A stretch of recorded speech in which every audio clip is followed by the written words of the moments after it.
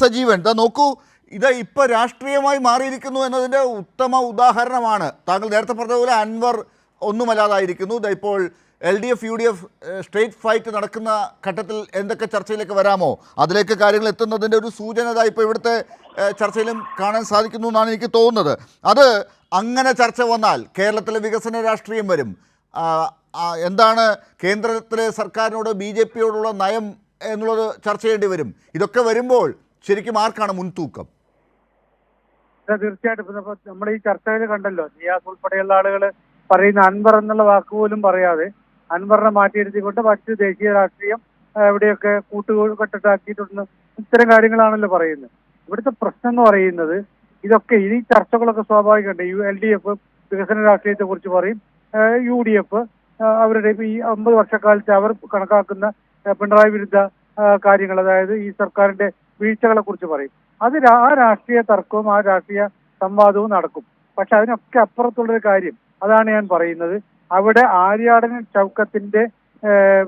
ഷൗക്കത്തിനെ തോൽപ്പിക്കാനുള്ള തന്ത്രങ്ങൾ ഇതിനപ്പുറത്തേക്ക് നടക്കുന്നുണ്ട്.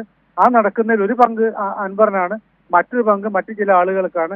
അതാണ് ഇവിടെ നിർണായകമാകാൻ പോകുന്നത്. യെസ്, വളരെ പ്രധാനപ്പെട്ട കാര്യമാണ്. അതിനോട് PM നിയാസ് താങ്കളുടെ ഒരു റിയാക്ഷൻ അതിനോട് വേണം. അതായത് ആര്യാടൻ ഷൗക്കത്തിനെതിരെ PV അൻവർ മുഖ്യമായുണ്ട്. സതീശൻ തോൽക്കേണ്ടത് കോൺഗ്രസിലെ ഒരു ഭാഗത്തിന് ആവശ്യമാണ്. ഇനി ഇത് പറഞ്ഞതുകൊണ്ട് ഞങ്ങളെല്ലാം ഒരുമിച്ചുണ്ടെന്ന് പറഞ്ഞ് ഒരു ഐക്യമുണ്ടായാലും അവിടെ പ്രശ്നങ്ങളുണ്ട്. വരാൻ പോകുന്നത് വലിയ നിയമസഭാ തെരഞ്ഞെടുപ്പാണല്ലോ. നോക്കൂ ലാലെ, ഞങ്ങളെ സംബന്ധിച്ചിടത്തോളം ഞങ്ങൾക്ക് ആര്യാട് മുഹമ്മദ് അവിടെ 25 വർഷത്തിലേറെ നിയമസഭാംഗം എന്നുള്ള നിലയ്ക്കും മന്ത്രി എന്നുള്ള നിലയ്ക്കും അവിടെ ഉണ്ടാക്കിയിരിക്കുന്ന വലുതും ചെറുതുമായ പാലങ്ങൾ, ജലവൈദ്യുതി, ആഢ്യൻപാറ ജലവൈദ്യുതി പദ്ധതി, വോൾട്ടേജ് ക്ഷാമം പരിഹരിച്ചത്, 9 വർഷക്കാലം നിങ്ങൾ ഉണ്ടായിട്ട് ഒരു ബൈപ്പാസ് അവിടെ അദ്ദേഹം 36 കോടി രൂപ ആരംഭിച്ച നിലമ്പൂർ ബൈപ്പാസ് ഒരു കൊട്ട മണ്ണ് പോലും ഇടാത്ത നിങ്ങളുടെ സ്ഥിതി, KSRTC ഇപ്പോൾ 9 വർഷമായിട്ട് തുറന്നു കൊടുക്കാത്തത്, മൈസൂർ ഊട്ടി ടൂറിസം കവാടം ഈസ്റ്റേൺ കോറിഡോർ പദ്ധതി അത് ഇല്ലാതാക്കിയ നിങ്ങളുടെ ഭരണത്തിൻ്റെ തകരാറുകൾ, 2016 തുടങ്ങിയ നമ്മുടെ ഉമ്മൻചാണ്ടി സർക്കാരിൻ്റെ കാലത്ത് തുടങ്ങിയ ഗവൺമെൻറ് കോളേജ് ഇപ്പോഴും വാടകക്കെട്ടത്തിലാണ്. ഇതൊക്കെ ഞങ്ങൾക്ക് അവിടെ ഇതൊക്കെ ഉണ്ടെങ്കിലും നിങ്ങളുടെ കൂട്ടത്തിലുള്ളവരെ തന്നെ വിശ്വസിക്കാൻ പറ്റില്ലെന്നാണ് സജീവൻ വിലയിരുത്തിയത്. നിങ്ങളുടെ ഒരു കാര്യം മനസ്സിലാക്കില്ലാലേ, ഞങ്ങളുടെ കൂട്ടത്തിലല്ല. അദ്ദേഹം LDFൻ്റെ MLA ആയി ജയിച്ച് അദ്ദേഹം രാജിവെച്ച് നിൽക്കുകയാണ്. അദ്ദേഹം ഞങ്ങളുടെ മുന്നണിയിൽ എത്തിയിട്ടില്ല.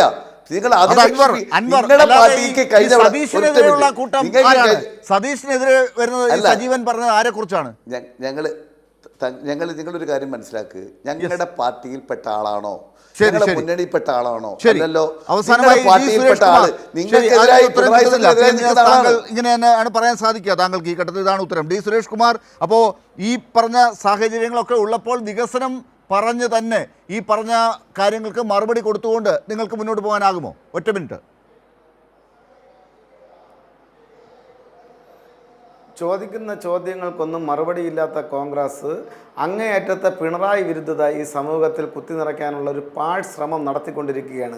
നിങ്ങൾ എത്രമാത്രം പിണറായി വിരുദ്ധത പറയുമോ അത്രമാത്രം ജനഹൃദയങ്ങളിലാണ് പിണറായിയുടെ സ്ഥാനമെന്നുള്ളത് നാം അനുഭവിച്ചറിഞ്ഞുകൊണ്ടിരിക്കുന്ന ഒരു കാര്യമാണ്. പിന്നെ ഇവിടെ വികസനത്തെ സംബന്ധിച്ച് പറഞ്ഞു, തുറന്ന് കേരളത്തിലെ ജനത വികസനത്തെക്കുറിച്ച് കണ്ടുകൊണ്ടിരിക്കുകയാണ്. അടിസ്ഥാന ജനവിഭാഗത്തിൻ്റെ പ്രശ്നങ്ങൾ, നീറുന്ന പ്രശ്നങ്ങൾ ഏറ്റെടുത്ത് അവയ്ക്ക് ശാശ്വതമായ പരിഹാരമുണ്ടാക്കുന്നതിന് വേണ്ടി ഈ സർക്കാർ പടിയിറങ്ങുമ്പോൾ 5 ലക്ഷം കിടക്കാടമില്ലാത്ത ആളുകൾക്കാണ് ലൈഫ് ഭവന പദ്ധതിയിലൂടെ വീട് നിർമ്മിച്ച് നൽകുന്നത്.